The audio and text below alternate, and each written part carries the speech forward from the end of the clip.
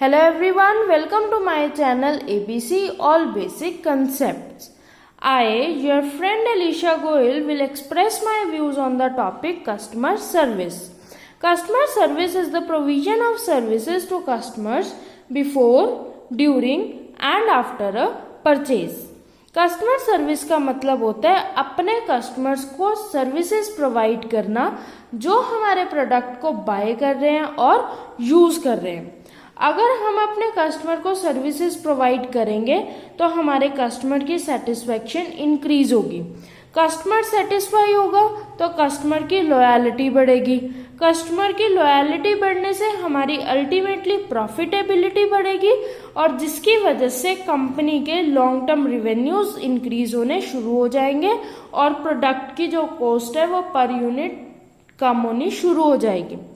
तो अगर हम अपने कस्टमर को सर्विस दे रहे हैं तो अल्टीमेटली बेनिफिट किसका हो रहा है? कंपनी का हो रहा है कि कंपनी के लॉन्ग टर्म रिवेन्यूज जो है वो इंक्रीज हो जाते हैं और प्रोडक्ट की पर यूनिट कॉस्ट डिक्रीज होगी तो मार्केट में प्रोडक्ट की अवेलेबिलिटी लेस प्राइजेस पे होगी।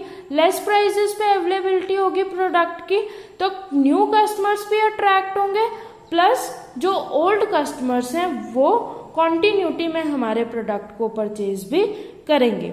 ये था कस्टमर सर्विस का मतलब। अब नेक्स्ट जो हम बात करेंगे वो हम बात करेंगे लेवल्स ऑफ कस्टमर सर्विस की। कस्टमर सर्विस में मेनली हमारे 3 लेवल्स होते हैं। Customer service as an activity, as performance measures and as a philosophy. सबसे पहले हम बात करते हैं एज एन एक्टिविटी की। इसमें आता है कि जो हमारे कस्टमर सर्विस होती है वो कंपनी की पर्टिकुलर टास्क होती है जो उन्हें परफॉर्म करनी है ताकि अपने कस्टमर की नीड्स को वो सेटिस्फाई कर सकें। Customer service as performance measure में आ जाता है कि जो कस्टमर को सर्विसेज प्रोवाइड करना है वो डिपेंड करता है कि परफॉर्मेंस कैसी आई है। लाइक हम बात करेंगे परसेंटेज ऑफ ऑर्डर कितने थे जो कि डिलीवर्ड हुए हैं टाइम पे और जो कि इनकम्प्लीट रह गए हैं वो उस पर भी डिपेंड करता है। थर्ड आता है customer service as a philosophy.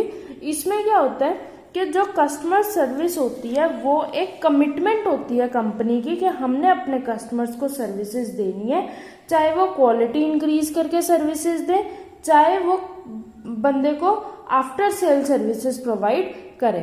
तो ये होती है 3 लेवल कस्टमर सर्विस के as an activity, performance measure और फिलॉसफी।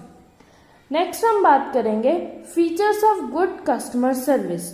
गुड कस्टमर सर्विस के क्या क्या फीचर्स होंगे या हम कह सकते हैं कि क्या क्या स्ट्रैटेजीज होती हैं, हम कैसे कैसे अपने कस्टमर को सर्विसेज प्रोवाइड कर सकते हैं। इसमें सबसे पहले आता है प्रोडक्ट की नॉलेज प्रोवाइड करना। प्रोडक्ट नॉलेज, हम अपने कस्टमर को अपने प्रोडक्ट की हर एक नॉलेज प्रोवाइड करते हैं, डिटेल्ड नॉलेज प्रोवाइड करते हैं ताकि कस्टमर को किसी भी तरह की दिक्कत ना आए हमारे प्रोडक्ट को यूज करने में। इससे क्या होता है जब हम अपने प्रोडक्ट के बारे में बताते हैं तो कस्टमर का जो है वो इंटरेस्ट बनना शुरू हो जाता है हमारे प्रोडक्ट में।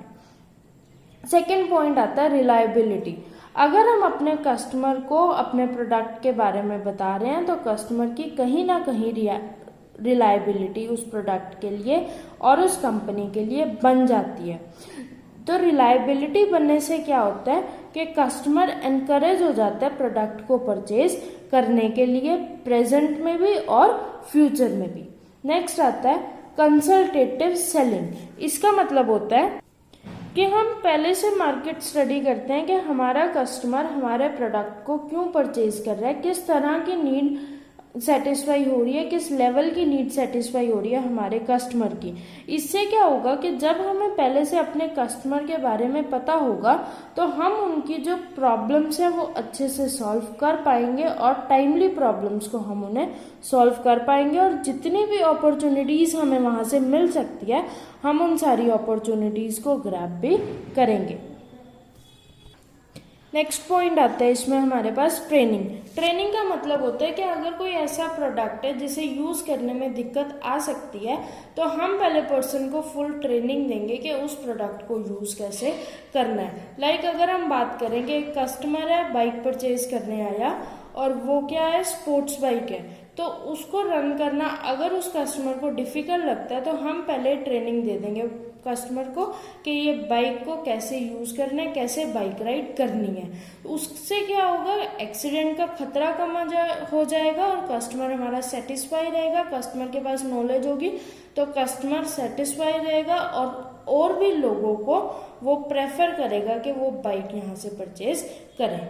नेक्स्ट आता है रिस्पॉन्सिवनेस। इसका मतलब होता है कि जैसे ही कस्टमर एंटर करा स्टोर में, हमने उसे अच्छे से ट्रीट किया, हमने उनकी फ़ोन पे कॉल्स ली, ईमेल्स पे जितने क्वेरीज आई थी वो सब हमने सॉल्व कर दी, कि हम अपनी रिस्पॉन्सिबिलिटीज़ फुलफिल कर रहे हैं, कि कस्टमर से डिटेल ले रहे हैं कि कस्टमर को क्या इन्फॉर्मेशन है, कितने टाइम से वो सर्विसेज लेना चाहते हैं, क्या इश्यूज अराइज हो रहे थे या फिर क्या दिक्कत आ रही थी कि वो हमारी सर्विसेज नहीं ले पाए, ये सब हमने वहाँ पे देखना होता है। नेक्स्ट जो मेन पॉइंट है वो आता है कि कस्टमर का हमें फीडबैक लेना होता है। हमने अपनी तरफ से प्रोडक्ट परचेज किया, हमने अपनी तरफ से बेस्ट सर्विसेज कस्टमर को प्रोवाइड करी, लेकिन हमें कस्टमर की भी फीडबैक लेनी चाहिए कि क्या कस्टमर सेटिस्फाई है।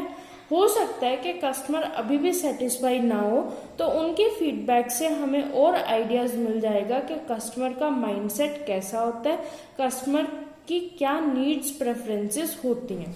नेक्स्ट आता है point, create a customer service vision.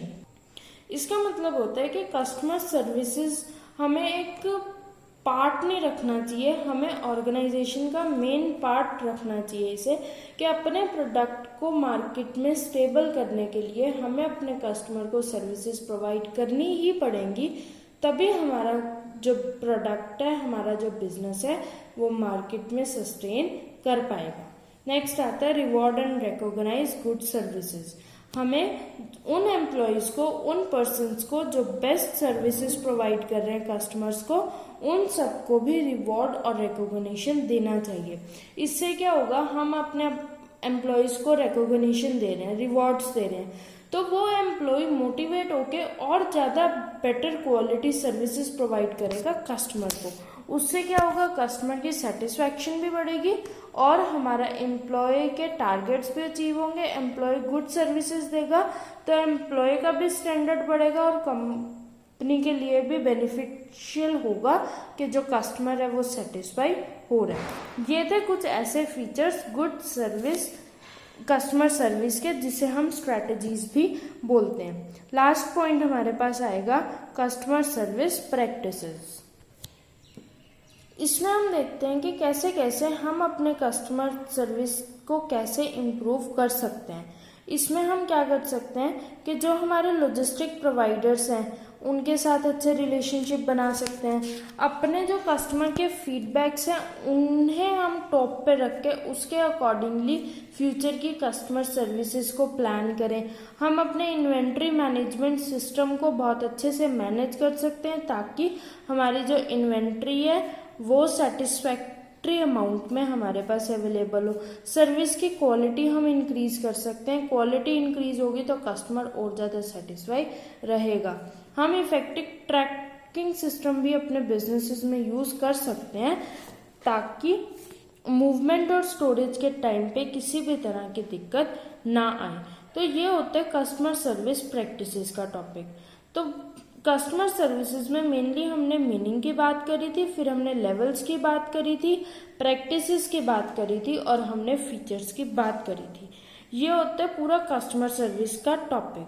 Customer service का बेसिक मतलब यही होता है कि अपने कस्टमर जो हमारे प्रोडक्ट को परचेज कर रहे हैं, यूज़ कर रहे हैं, उन्हें अच्छे से अच्छी सर्विसेज प्रोवाइड करना ताकि हमारे कस्टमर सेटिस्फाई रहें, क्योंकि अल्टीमेटली बेनिफिट कंपनी को ही मिलता है। कंपनी के लॉन्ग टर्म रिवेन्यूज जो है वो इंक्रीज होने शुरू हो जाते हैं और प्रोडक्ट की पर यूनिट कॉस्ट जो है वो डिक्रीज होनी शुरू हो जाती है। ये था पूरा टॉपिक। अगर आपको ये टॉपिक अच्छा लगा तो आप हमारे वीडियो को लाइक करें, शेयर करें, चैनल को सब्सक्राइब करें, बेल आइकन प्रेस करें ताकि न्यू वीडियो की नोटिफिकेशन सबसे पहले आपको मिलती रहे। अगर आपको किसी भी तरह की क्वेरी आ रही है तो वो आप हमें कमेंट सेक्शन में बताइए। अगर आपको किसी भी तरह की दिक्कत आ रही है या फिर किसी और टॉपिक पे आपको वीडियो चाहिए, किसी और टॉपिक की डिटेल इन्फॉर्मेशन चाहिए तो वो भी आप हमें कमेंट सेक्शन में बता सकते हैं, हम उसकी भी वीडियो लेकर आएंगे। Thank you so much.